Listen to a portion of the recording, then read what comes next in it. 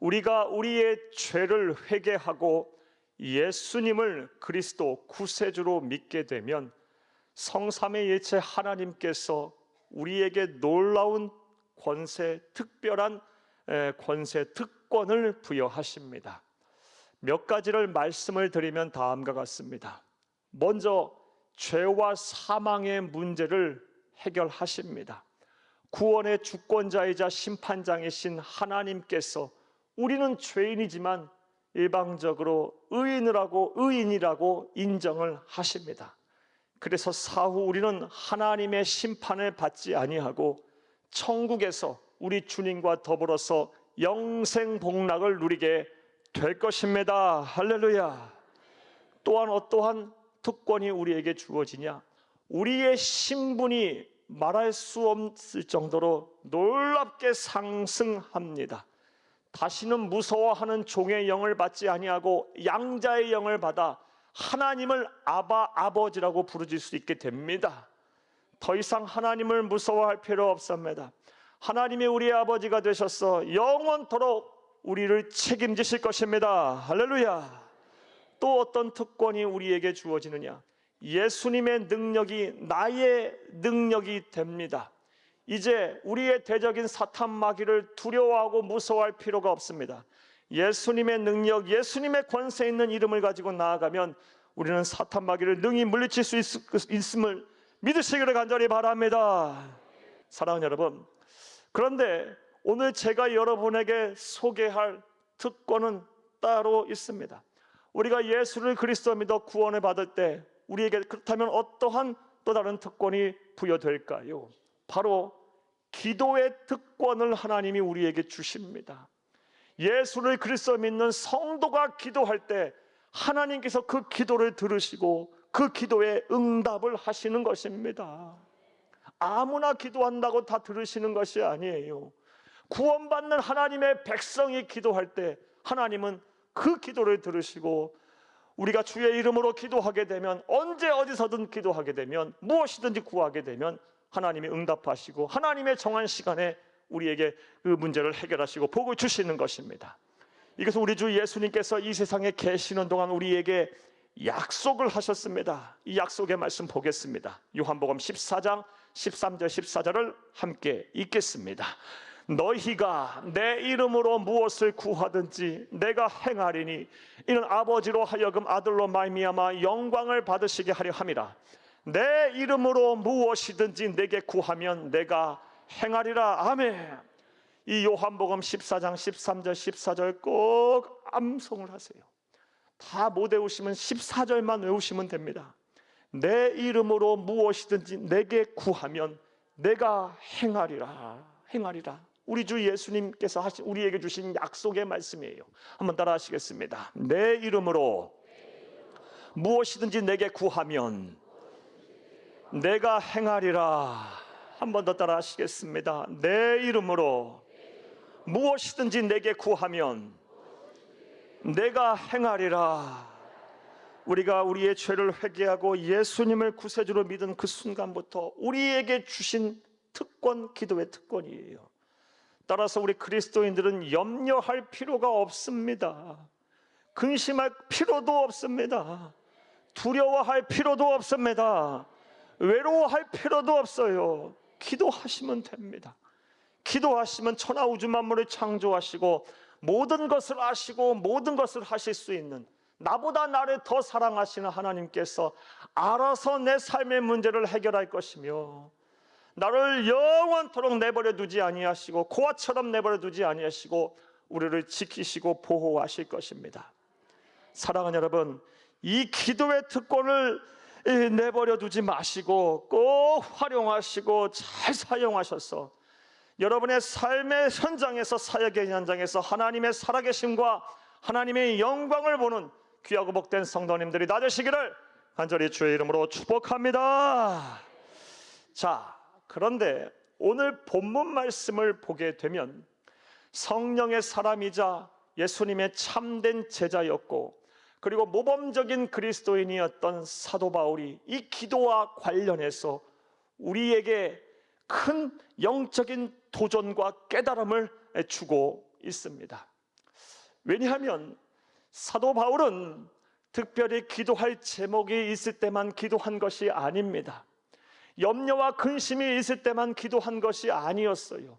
그런 것 다 없고 사라진 후에 평안할 때 더 기도에 힘썼음을 알 수가 있습니다.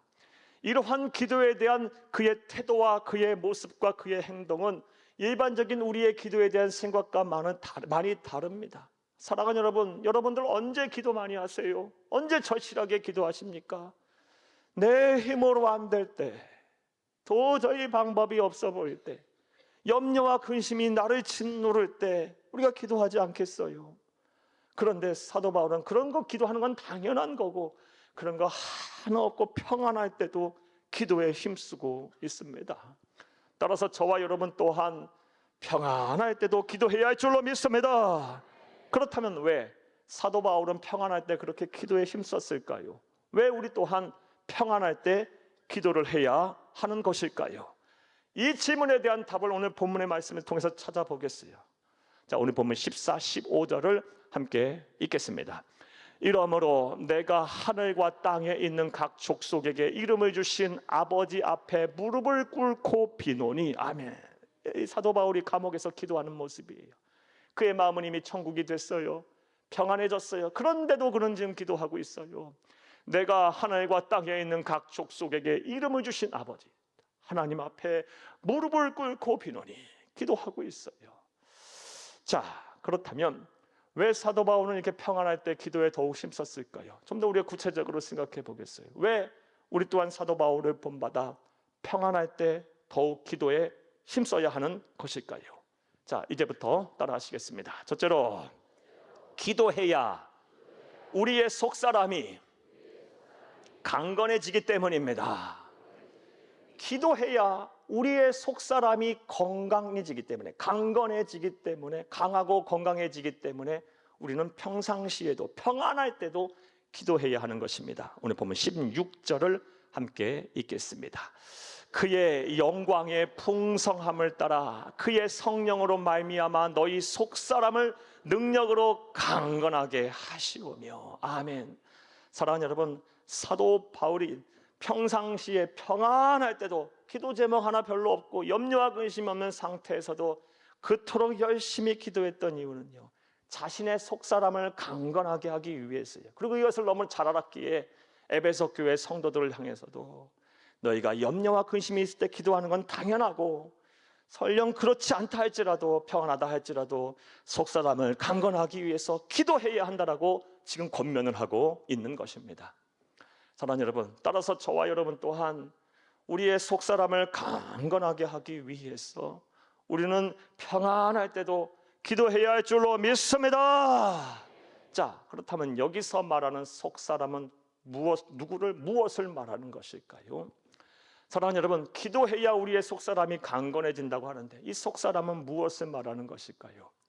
성경을 보게 되면 이 속사람에 대해서 두 가지의 의미로 사용하고 있음을 알 수가 있습니다.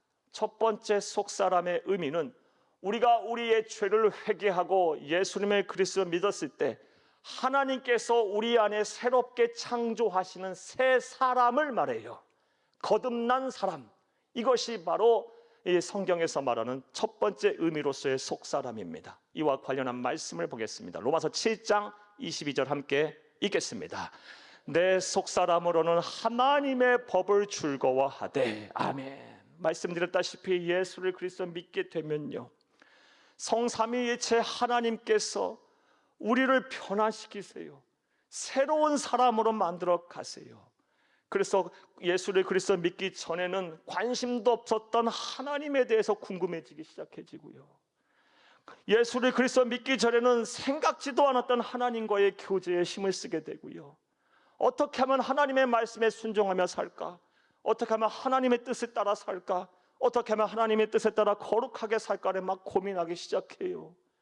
예수 믿기 전에는 이것이 죄인지도 몰랐는데 그것이 죄인지를 알고 막 죄짓지 않으려고 노력하고 늘 하나님 말씀대로 살지 못해서 죄인이고 늘 부족한다는 생각을 갖고 살아요.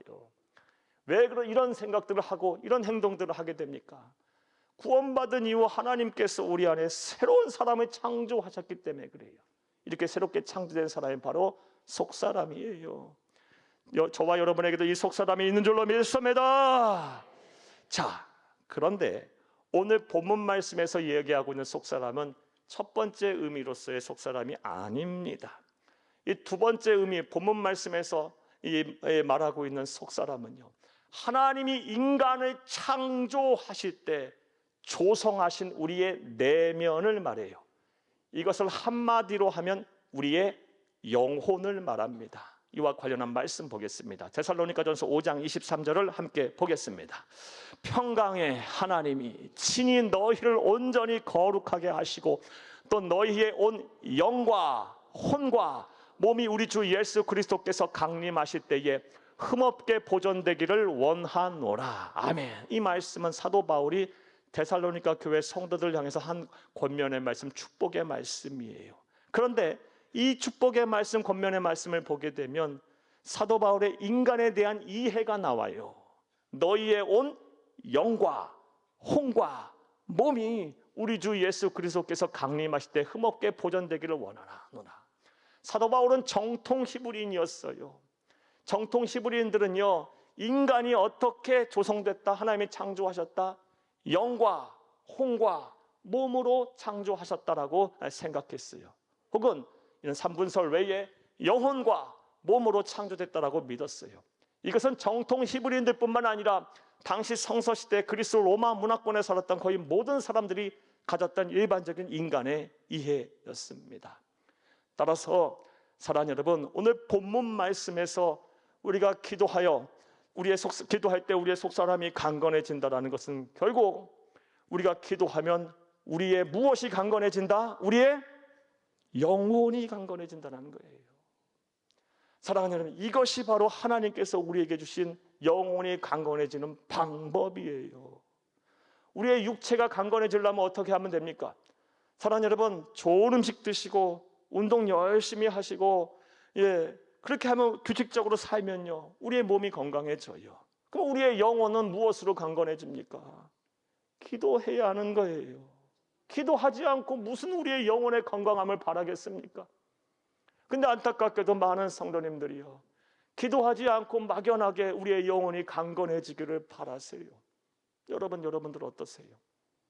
영혼, 우리의 마음과 생각이 무엇으로 강건해지겠어요?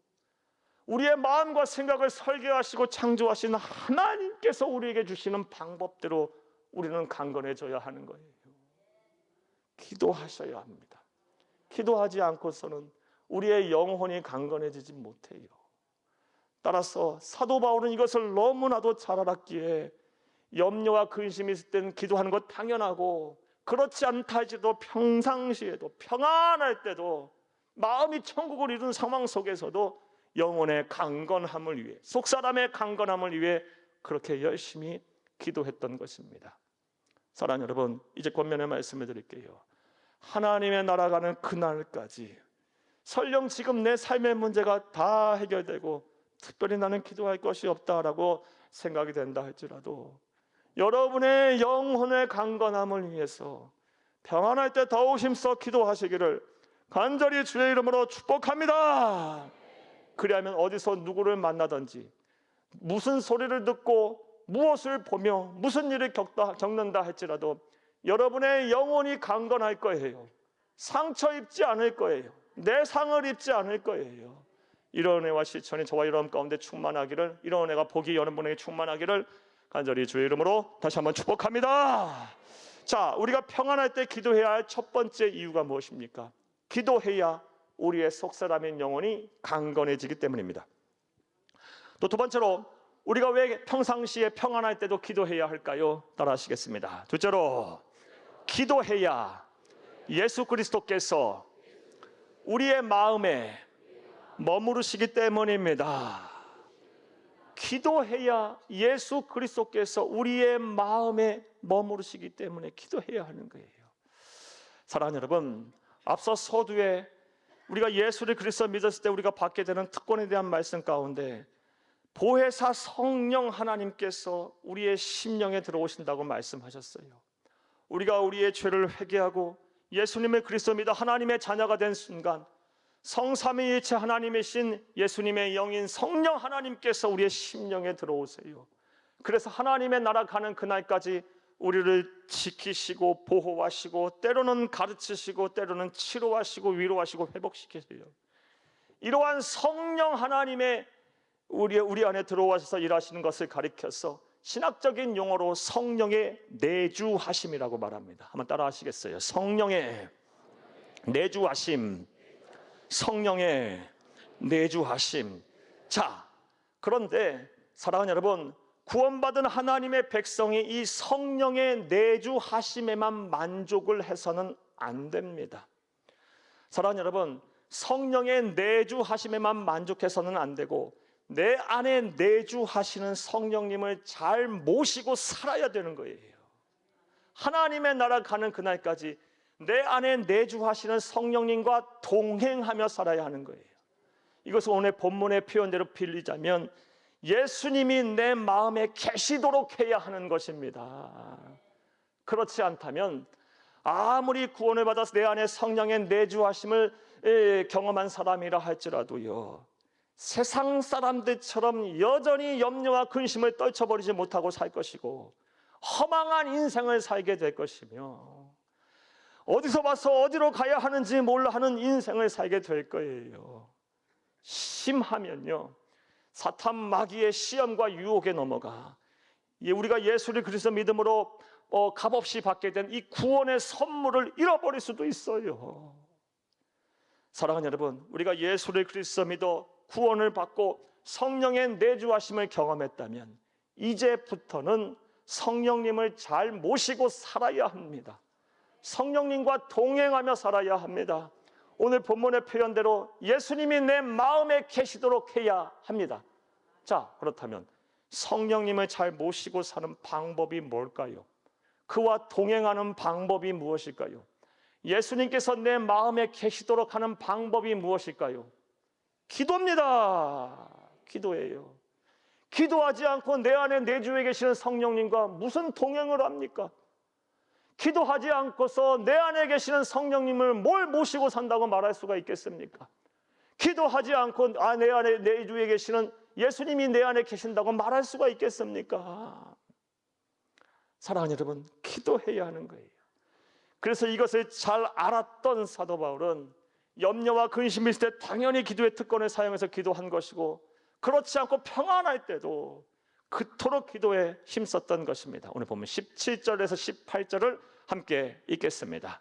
믿음으로 말미암아 그리스도께서 너희 마음에 계시게 하시옵고 너희가 사랑 가운데서 뿌리가 박히고 터가 굳어져서 능히 모든 성도와 함께 지식에 넘치는 그리스도의 사랑을 알고, 아멘.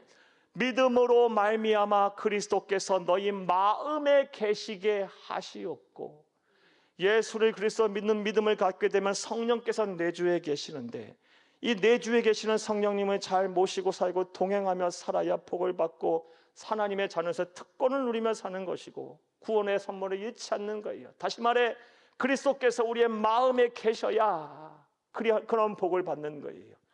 이를 위해 우리는 무엇을 해야 합니까? 사도 바울은 잘 알았어요. 기도해야 하는구나. 평안할 때도 기도해야 하는구나. 그걸 너무나도 잘 알았던 거예요. 사랑하는 여러분, 이제 권면의 말씀 또한 여러분에게 드릴게요. 사랑하는 여러분, 더욱 기도에 힘쓰시기를 바라요. 더 기도에 힘쓰시기를 바라요. 염려 있을 땐 당연히 기도의 특권을 사용하셔서 예수 그리스도의 이름으로 기도하시면 무엇이든지 이루고 행하신다고 하셨으니 그 믿음 가지고 하나님의 때를 기다리며 참고 견디며 기도하세요. 반드시 하나님 여러분의 삶의 문제를 해결하시고 여러분을 평안케 하실 거예요.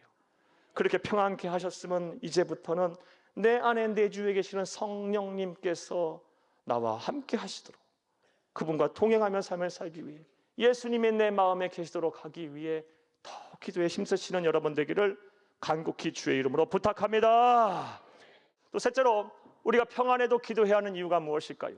사도 바울은 왜 그토록 평안할 때 기도에 힘썼을까요? 따라 하시겠습니다. 셋째로, 기도해야 우리가 하나님의 충만으로 충만해지기 때문입니다. 기도해야 우리가 하나님의 충만으로 충만해지기 때문에 우리는 평안할 때도 기도해야 하는 것입니다. 오늘 본문 19절을 함께 읽겠습니다. 그 너비와 길이와 높이와 깊이가 어떠함을 깨달아 하나님의 모든 충만하신 것으로 너희에게 충만하게 하시기를 구하노라. 아멘.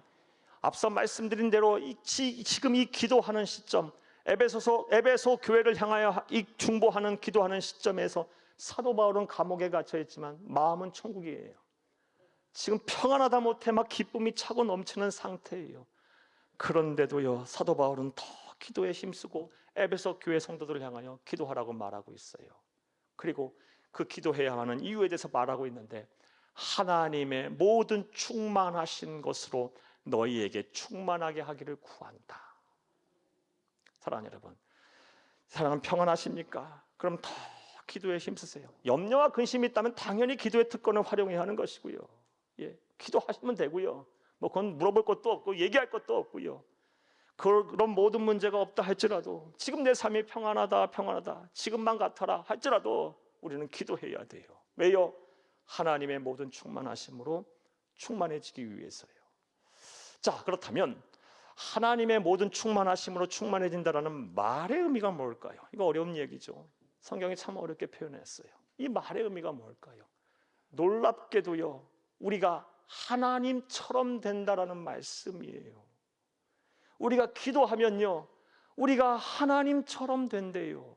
물론 하나님처럼 전지전능해지는 것이 아니에요. 물론 하나님처럼 모든 시간과 공간을 초월하는 초월자 절대자가 되는 것이라는 말씀이 아니에요. 그럼 이 말씀의 의미는 뭘까요? 하나님처럼 된다는 말씀이 뭘까요? 무슨 의미일까요? 하나님이신 예수님을 닮아간다는 거예요. 특별히 예수님의 마음이 내 마음이 된다는 말씀이에요. 우리가 기도하면 예수님을 닮아가게 돼 있어요. 기도하면 예수님의 마음이 내 마음이 돼요. 근데 그 마음은 어떠합니까?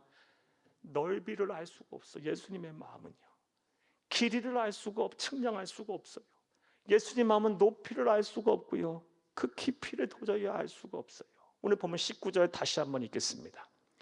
그 너비와 길이와 높이와 깊이가 어떠함을 깨달아 하나님의 모든 충만하신 것은 너희에게 충만하게 하시기를 구하노라. 아멘. 여러분, 예수 닮는 것, 예수님의 마음 내 마음 닮는 내 마음이 되는 것, 이거 그리스도인의 평생 숙제 아닙니까? 우리의 평생 목표가 되어야 되는 것 아닙니까? 결국 우리가 하나님 앞에 섰을 때 이거 갖고 평가받는 것 아니겠습니까?